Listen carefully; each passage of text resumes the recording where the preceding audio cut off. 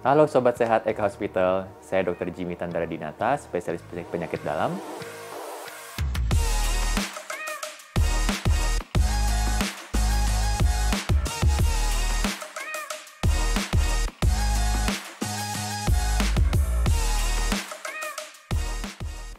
Sobat Sehat, kita pertama-tama bicara dulu mengenai apa itu diabetes. Nah, diabetes ini sebenarnya suatu kondisi atau penyakit yang ditandai dengan kadar gula darah yang tinggi. Nah, bagaimana mendiagnosis diabetes? Banyak sekali orang bertanya-tanya tentang berapa kadar gula darah yang normal, kadar berapa yang dikatakan seseorang mempunyai diabetes. Nah, pemeriksaan gula darah sendiri itu sangat bervariasi. Ada gula darah sewaktu yang bisa diperiksa tanpa memperhatikan waktu puasa atau tidak, makan atau tidak. Nah, apabila kita periksa gula darah sewaktu lebih dari 200 mg per desiliter, maka mungkin kita mempunyai diabetes. Atau apabila kita memeriksakan gula darah puasa, dengan syarat gula darah puasa ini kita harus puasa kurang lebih 8-12 jam. Apabila kadar gula darah puasa kita 126 mg per desiliter atau lebih, maka kita mungkin mempunyai diabetes.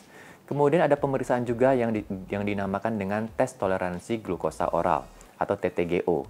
Nah, pada pemeriksaan ini pasien akan diminta berpuasa terlebih dahulu, kemudian akan diminta minum segelas air gula yang disiapkan oleh pihak laboratorium. Nah, 2 jam kemudian pasien akan diambil darah untuk diperiksa gula darahnya. Apabila nilainya lebih dari 200 mg per desiliter, maka pasien mungkin mempunyai diabetes. Selain itu, ada pemeriksaan lain juga yang dinamakan HbA1c. Apa ini HbA1c? HbA1c adalah pemeriksaan untuk menilai rata-rata gula darah kita selama 3 bulan terakhir. Apabila nilainya 6,5% atau lebih, maka kita mempunyai diabetes. Nah, sekali lagi untuk menentukan seseorang mempunyai diabetes atau tidak, tentu sebaiknya tidak sekedar dengan periksa darah. Apabila kita sudah periksa darah dan hasilnya demikian, maka tetap sebaiknya konsultasikan dulu dengan dokter untuk menentukan diagnosis secara lebih tepat. Untuk diabetes sendiri, seringkali kita juga bertanya-tanya apakah diabetes bisa disembuhkan. Sayang sekali sampai saat ini diabetes tidak dapat disembuhkan. Tetapi saya selalu bilang, semua diabetes seharusnya dapat dikendalikan. Apabila diabetesnya terkendali dengan baik, sebenarnya kita dapat hidup dengan sehat, tanpa risiko komplikasi atau risiko komplikasi yang sangat rendah seperti pasien tanpa diabetes. Nah, tapi tentu untuk mencapai kendali gula darah yang baik diperlukan berbagai upaya, ya termasuk upaya menjaga pola hidup, pola makan, menjaga berat badan yang ideal, berolahraga, dan tentu kontrol dengan dokter dan apabila diperlukan mengkonsumsi obat-obatan tertentu untuk menjaga gula darahnya tetap stabil. Nah, kenapa sih diabetes ini mesti dikendalikan? Pernah saya jelaskan bahwa sebenarnya jarang sekali diabetes ini memberikan gejala apapun. Seringkali pasien mempunyai gula darah yang tinggi, 200, 300, tidak mempunyai keluhan apa-apa. Tapi pertanyaan berikutnya, kalau tidak mengganggu, kenapa perlu dikendalikan? Karena pada prinsipnya, apabila kadar gula darah ini tetap dibiarkan tinggi selama bertahun-tahun, ada risiko komplikasi diabetes. Nah, komplikasi apa saja yang dapat timbul pada pasien diabetes? Banyak sekali sebetulnya, ya intinya terjadi penyumbatan pembuluh darah di berbagai tubuh kita. Ya, apabila terjadi penyumbatan pembuluh darah di otak, maka dapat terjadi stroke. Apabila terjadi penyumbatan di pembuluh darah koroner, maka dapat terjadi serangan jantung atau penyakit jantung koroner, atau dapat terjadi gagal jantung.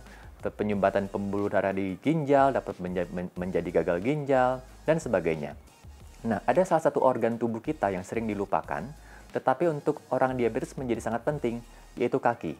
Nah, karena seringkali pasien diabetes mengalami komplikasi yang dinamakan dengan kaki diabetes.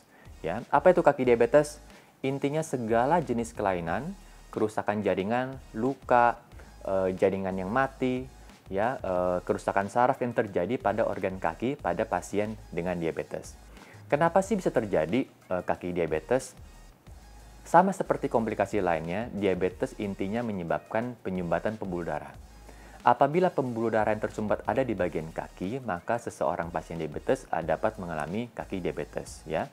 Apabila sumbatannya besar, maka dapat terjadi gangguan yang namanya gangren, di mana aliran darah sama sekali tidak dapat menuju ke kaki, sehingga jaringan kaki akan menjadi kekurangan darah, kekurangan oksigen, dan akan berubah menjadi kehitaman atau membusuk.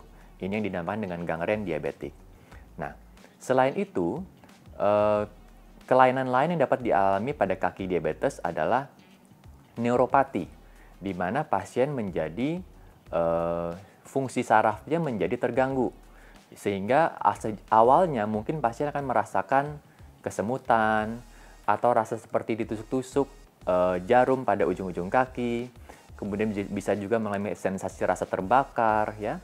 Bahkan pada ujung-ujungnya apabila jaringan saraf sudah rusak berat, maka dapat menjadi baal atau kebas, sehingga pasien tidak dapat lagi merasakan sensasi yang optimal pada kedua ujung kakinya.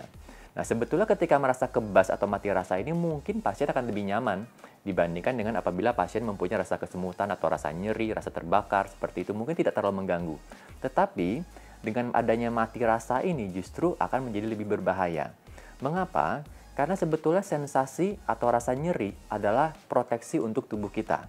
Apabila kita masih mempunyai sensasi yang baik, apabila kaki kita terbentur, tertusuk, ya tergesek, tentu kita akan langsung menarik kaki untuk menghindari luka. Nah, apabila kita sudah mati rasa, tidak mempunyai sensasi yang baik lagi, maka pasien diabetes akan rentan mengalami luka apabila tergesek sepatu, ada kerikil atau batu di dalam sepatu tanpa terasa, atau terbentur ujung meja, tepi kursi, dan sebagainya. Nah, masalahnya pada pasien diabetes begitu sudah muncul luka, seringkali sulit sembuh. Mengapa sulit sembuh? Lagi-lagi karena diabetesnya. Pertama, diabetes sendiri apabila kadar gula darah masih tinggi tentu akan mengganggu imunitas tubuh, sehingga apabila ada infeksi di kaki maka menjadi luka sulit sembuh akibat bakteri yang mudah menyerang karena daya tahan tubuh kita menjadi tidak baik. Kedua, diabetes juga tadi lagi-lagi menyebabkan penyumbatan pembuluh darah. Apabila ada luka, maka supaya luka cepat sembuh tentu aliran darah perlu cukup. Apabila tidak ada aliran darah yang cukup, maka luka akan menjadi sulit sembuh. Nah, diabetes dapat menyebabkan penyumbatan pembuluh darah pada kaki sehingga aliran darah menjadi terhambat. Baik, Sobat Sehat, Eko Hospital, kita berjumpa lagi di episode selanjutnya.